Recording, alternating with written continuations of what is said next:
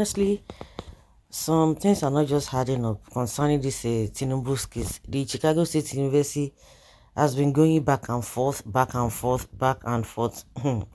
Well, one thing is that Nigerians know what they know. A befuddled Judge Jeffrey Gilbert of the United States Direct District Court for the Northern District of Illinois on Tuesday reserved judgment on the subpoena application for Bola Tinubu's records after learning that the Nigerian president college transcript, which he used to gain admission into Chicago State University in 1977, indicated it belonged to a female. The judge said he was prepared to rule on the matter when he scheduled a hearing for September 12th, but he needed additional time to digest his decision after learning that there was a transcript bearing Bola A. Tinubu released by Chicago State University under a separate court subpoena that carried the owner's gender as female. The female issue was raised by Mr. Tinubu's lawyer, Christopher Carmichael, who tried to use it to demonstrate the frivolity of the case before the court, dismissing it as a fishing expenditure based entirely on a conspiracy theory being peddled in Nigeria by Mr. Tinubu's political detractors. It is like Donald Trump coming up in 2010 to claim that Barack Obama was not born in the United States, Mr. Carmichael said.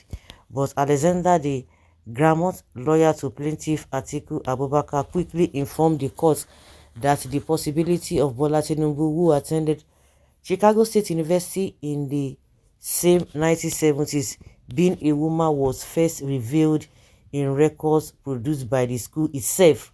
The school had, in mid-2022, submitted Mr. Tinubu's records in its possession while complying with a state court subpoena.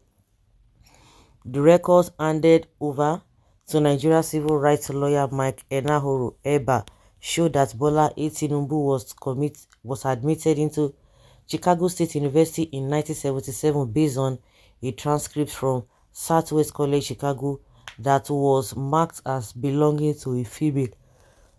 Judge Gilbert became confused after Chicago State University lawyer Michael Hayes confirmed that the school had indeed turned in records to Mr. Enahoro Eba in 2022, but insisted that Mr. Tinubu, the Nigeria president, was the one who attended and graduated from the school. Mr. Hayes, however, said he could not explain the contradictions, and the school's administrators would not be able to state under oath that the certificate Mr. Tinubu has been parading was genuine or otherwise. Is a diploma authentic or is it a forgery? Mr. Client cannot answer yes to either of those questions.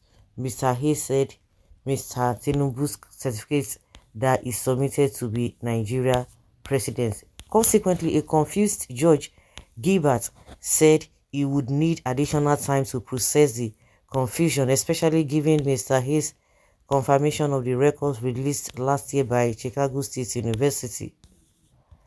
He said, "I will have to take this matter under advisement," the judge said, adding that his court would communicate a new judgment or hearing date with counsel to all parties.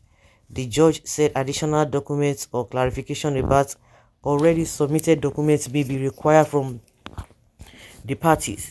Mr. Gilbert's docket was updated at 9th on September 12th, hours after the judgment, and also confirmed that the matter is taken under advisement for the reasons stated on the record. Judge Gilbert had earlier in the hearing said the court has always taken a liberal and broad view in granting similar requests under Section 1782, a statute that allows the release of documents and evidence domiciled in the US to be obtained and used in a foreign proceedings, especially with countries that have legal reciprocity arrangements with the US like Nigeria. Mr. Abubakar, the plaintiff and presidential candidate of The February post seeks the subpoena to clarify outstanding questions regarding Mr. Tinubu's background, particularly the age, gender, and citizenship status under which he was admitted to Chicago State University. Records he said he wanted to use to prove his case that Mr. Tinubu should not be Nigeria's president because he submitted a forged certificate to Electoral Office INEC in violation of Nigeria's constitution. Section 137 1J of the Nigerian Constitution, amended in 2010, specifically stated that no one would be legitimately elected president of Nigeria if the person has presented a forged certificate to the Independent National Electoral Commission. On June 17, 2022, Mr. Tinubu submitted a certificate to INEC that he said under oath was issued to him in 1979 and signed by Elnora Daniel, purportedly president of the school at the time, but Miss Daniel only arrived at Chicago State University in 1998 from Hampton University. She resigned from the Chicago State University on June 30, 2008, following months of financial mismanagement scandal that engulfed her the last month of her tenure. Citing insufficient or improperly filed evidence of forgery, the Nigerian Court of Appeal affirmed Mr. Tinubu's February 2023 election. On September 6, Mr. Abubakar, who filed the main petition against Mr. Tinubu, said he was going to appeal the decision to the Supreme Court, believing strongly that Mr. Tinubu had committed grievous assaults against the Nigerian constitution and should not be allowed to remain in office. As a consequence, Mr. De Gramont pleaded with the court to expedite a ruling on the subpoena applications because Mr. Abubakar's window to submit brief to the Supreme Court was running. The Nigerian president now has only 6 days left to the statutory 14 days to appeal the tribunal decision that affirmed Mr. Tinubu's election victory last Wednesday. Just like I said, that this whole thing, everything is just shrouded in secrecy. Something is going on that they don't want the whole world to know. Even the Chicago State University playing to the gallery. Honestly, playing to the gallery. Yes, a lot of based reactions here and there. Or yes, mixed reactions. They see as everything they play out. Yes, they have been saying that the name is a female name. So what else are we talking about? What else are we saying in this whole matter? Like they always say, wonders they say shall never end. We shall see who is saying the truth and who is not saying the truth. But unfortunately, some things are not just adding up. The Bola Tinubu that went to Chicago State University was a female. Then who is Bola Tinubu that is in Aso Rock? This international embarrassment needs to stop. Transcripts confirm Tinubu is a female. Our Supreme Court will tell Nigerians he was once a female but now is a male.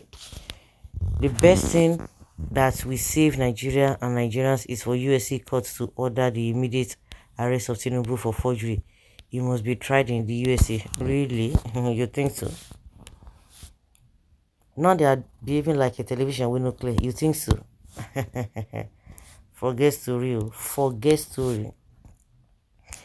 He must be tried where the crime was committed or be declared wanted to be arrested.